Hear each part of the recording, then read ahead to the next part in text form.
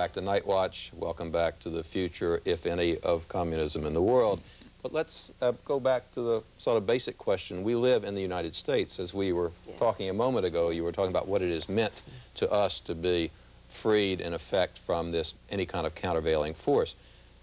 But in fact, has socialism, has communism ever had a ready market in this country? And if not, why not? Oh, yes. Yeah. If you separate the term communism, Malcolm X used to say that the term socialism or communism in this country politically is like a skull and crossbones because of the great weight of the Palmer raids of the teens and 20s, because of the terrific repression of McCarthyism. That's the way it's been interpreted. But if you ask most people, certainly working people, people who are Afro-Americans or Chicanos, in their communities today in the 1990s, wouldn't you rather have a society that spends, instead of billions of dollars on nuclear and conventional weapons, that provides for adequate health care, a job as a human right, seriously at the question of public transportation and public education, people would embrace those goals. That's right. I mean, exactly. All right, some people do. I mean, there's no question that that is the theme. But a majority not only don't vote for that, they don't even vote for Democrats who sort of go halfway toward that end. If you have to choose between Republican A and Republican B, you will choose a Republican every single time. What we have in this country is essentially one party. Do you agree, a one-party system? Is that what it is?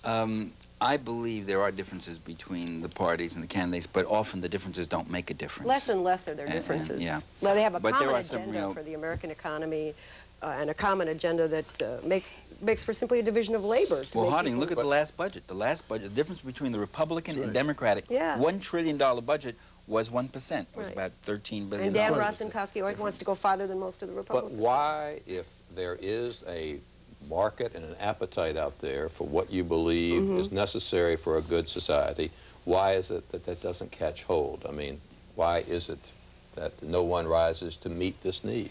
There are people who do rise. The media immediately begins to stereotype them, talk them down, treat them like they're oddballs or whatever else. There are people who have been struggling on these issues for years, and we don't get any national media, whereas the right is always there with all their commentators, with all their columnists, with all that sort of thing.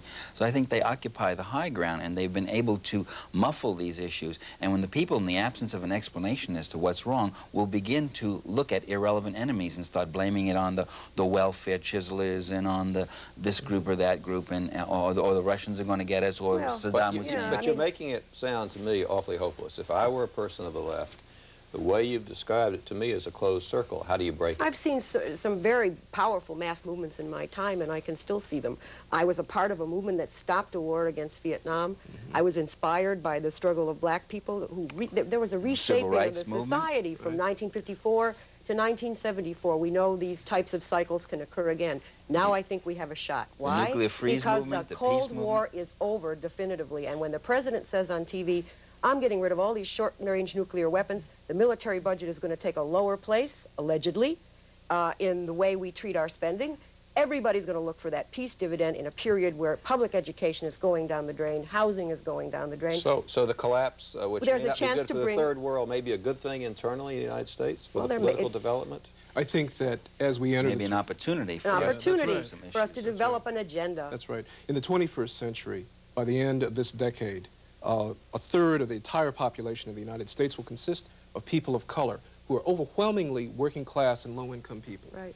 And that as you go into the 21st century, according to the recent census projections, by the year 2056, half of the total population of the U.S. will consist of blacks, Latinos, and Asians. What will mobilize them? I think that one of the key things that is going to mobilize this constituency is the realization that you cannot have full participation in the democratic political process unless you democratize the economic and social institutions of society. You can't have an effective democracy when millions of people are unemployed, when millions of people lack any form of health care, when millions of people are looking for the material means to participate as full partners in the society. A Democrat says that, but can I get there from here by using the word socialism or communism? Is that going to be an organizing tool that will work politically? I think what's going to be an organized, we have a job to do on the left. So does the Democratic Party, by the way. You're coming up to 1992. almost as bankrupt with less of a following in the population than those of us here. Arguably I mean, more so. there's a lot of knee-jerk, I pull the lever and stuff like that, but less and less. I think we on the left in the United States have a lot of lessons to learn, and I think if we're calm, if we talk to one another, we can develop a pole, a broad pole of attraction around a people's program for reform that we could help energize and inspire. We have a tremendous number of talented people to the left of the Democratic Party who are looking for a way to do that, and I think it's time. The struggle is not going to be between freedom and communism, as we always heard. The struggle is going to be between capitalism and democracy. And our definition of democracy on the left includes not just voting in a booth, but also the right to all the good life and substantive economic democracy of the kind that Manning was talking about. You're not depressed. You are energized. Where are you? That's right. The vision of the future. We're always energized. That's right. That's right. When you're a visionary, in fact, we're you've gotta have it, hyper-energized right? sometimes. That's right. That's right. I think that the real key here is for us to make a case to the American people that you cannot achieve democracy in the political sphere without greater democracy in the economic and social sphere as well. And if it goes by the name socialism, so be it. Exactly. So be it. I'm sorry we can't go on. Thank you very much for being with us. We'll be back in a little while with Night Watch.